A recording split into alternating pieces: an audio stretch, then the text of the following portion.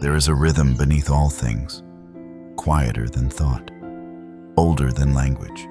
It moves through the wind, the water, the fire, the stone. It lives in the way a tree leans toward light, in the way the tide knows when to rise and when to fall, in the breath you take without asking, in the heart that beats even while you sleep. This rhythm is nature, not just the forests and skies outside of you, but the deep untouched current within you. The place where you are still before the world taught you to be restless. The Stoics did not view nature as scenery. They saw it as law. A law not written in books, but etched into the bones of the universe.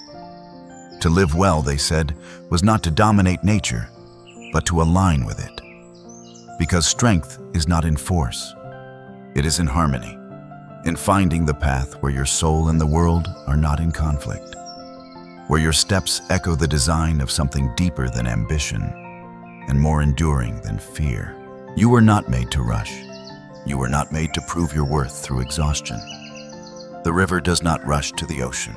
It flows. The mountain does not seek approval to stand.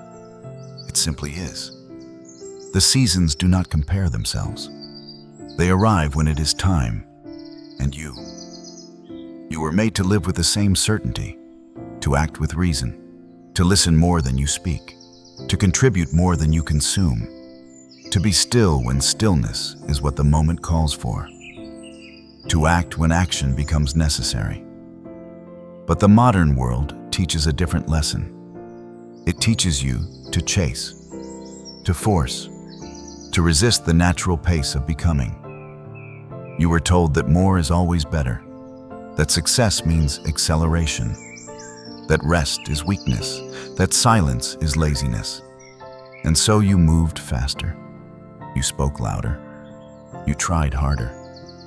But somewhere along the way, you lost touch with the quiet truth. Your power was never in the noise. It was in your alignment. Marcus Aurelius said, "Nowhere can man find a quieter or more untroubled retreat than in his own soul." This is the foundation. Before strategy, before plans, before victory. A return to the self, the natural self.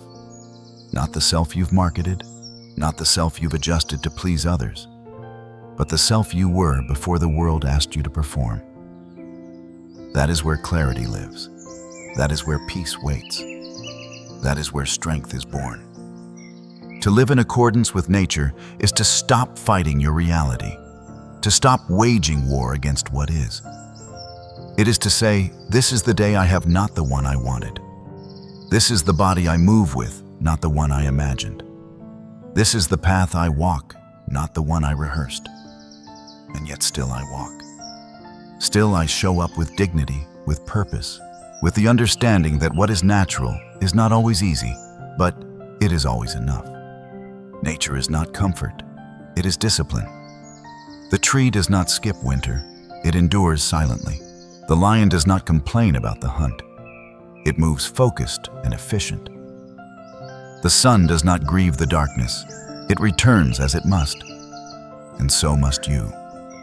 Your hardships are not punishment. They are invitations to align, to simplify, to remember what is yours to carry and what is not. Seneca wrote, "He who is brave is free," and bravery is not loud. It is quiet and persistent. It is waking each day and choosing to do what is right, even when no one is watching. It is declining what glitters in favor of what sustains. It is saying no to distraction, to temptation, to vanity, and saying yes to restraint, to reason, to the ancient rhythm of virtue. To live by nature is to live by virtue, and to live by virtue is to live with peace. There is power in doing less, in returning to the essential, in honoring your own nature instead of escaping it. You do not need to become someone else. You need to become real, unmasked, unburdened, undistorted by noise. To rise each morning and ask, what does this moment require of me? Not what the crowd expects, not what fear demands, but what is right. then do it simply. That is enough. That is strength. Alignment is not stagnation. It is clarity. It is forward motion without friction. When you move with nature, you no longer stumble in the dark. You no longer waste energy forcing outcomes. You simply do what must be done, no more, no less. Like the craftsman who shapes only what needs shaping. Like the healer who touches only what needs healing. Like the warrior who strikes only when striking is wise. This is how you can serve your soul. This is how you live a life that does not drain you. You are not here to conquer the world.